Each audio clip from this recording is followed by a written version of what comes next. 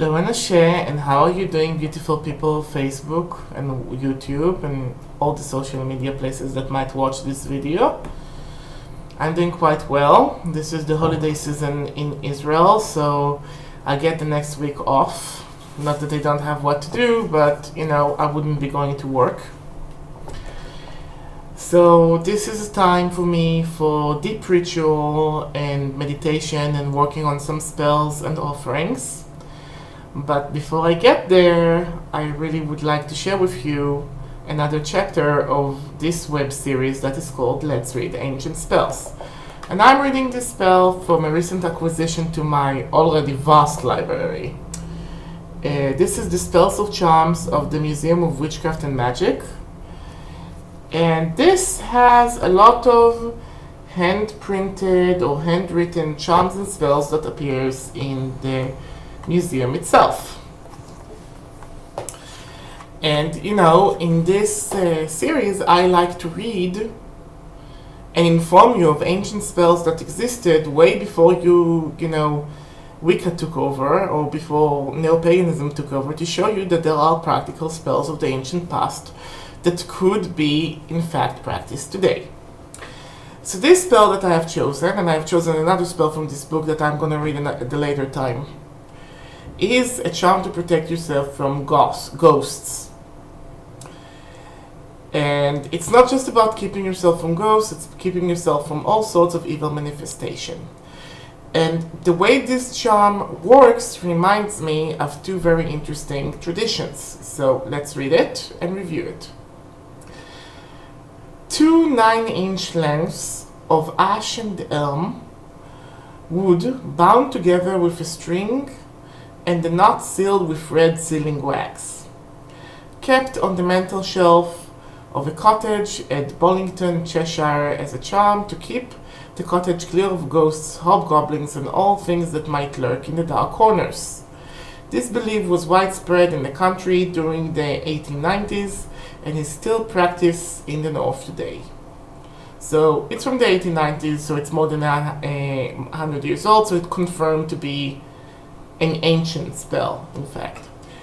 But some of those spells, and this is my conundrums, they are not dated, but they are written by Cecil Williamson that tells us they are ancient, and we need to believe it. But we know about tradition inventions, so I'm kind of I have ambiguity about the rest of the spells that are not dated specifically in this book. Now let's talk about the charm itself. First of all, the original charms that this is labeling is in the charms and spells category in the Witchcraft Museum in Cornwall. You could actually visit the original charm. Let's talk about this. It's 9-inch length. 9 is 3 times 3. It's like a number of change and manifestation. And it's both ash, and ash is a very protective tree, and elm is also a very protective tree. It's also a healing tree. And the ash was used as a cure for jaundice. The fruit is used as a cure for jaundice. And the ones from ash are perfect for protection in general. Those are used as like general protection charm against all of the things, and it's even worthy to be something that you use to protect babies of. Now elm, I haven't actually read about its magical properties, but let me pause this video and let's read it together. Okay, so I got here Herbcraft, the Guide of Shamanic and Ritual Use of Herbs by Anna Franklin and Susan Lavender, and this is a great herbal guide for British herbs, and I already reviewed this on this channel, so you can look for it if you want to know more.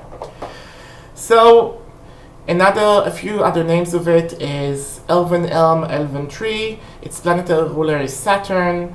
Its element is Earth, gender female, totem bird is a rook, and it's associated with elves, Honin, Loder, Odin, and Orpheus. And according to classical legend, a field of elm trees appeared at Odysseus or Orpheus' feet when he played his lute mourning for his dead wife Eurydice.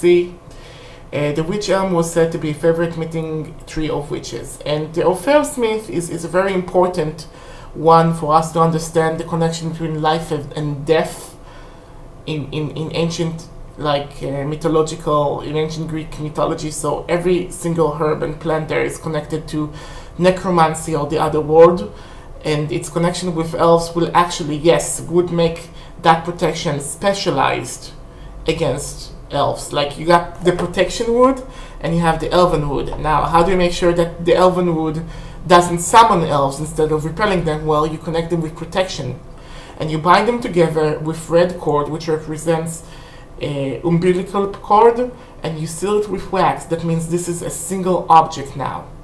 Protection against the elves. So you can actually read the herbs and the plants and the way it's used. Folk magic. For prophetic dreams, prick an elm with a pin and sleep with the pin under your pillow, using the blood of the elven tree to get prophetic dreams. And the herbal usage, the decodation of elm leaves and bark added to the bath helps to heal skin problems. Slippery elm decoction is soothing for stomach and bowel problems, such as gastritis, ulcers, and colitis.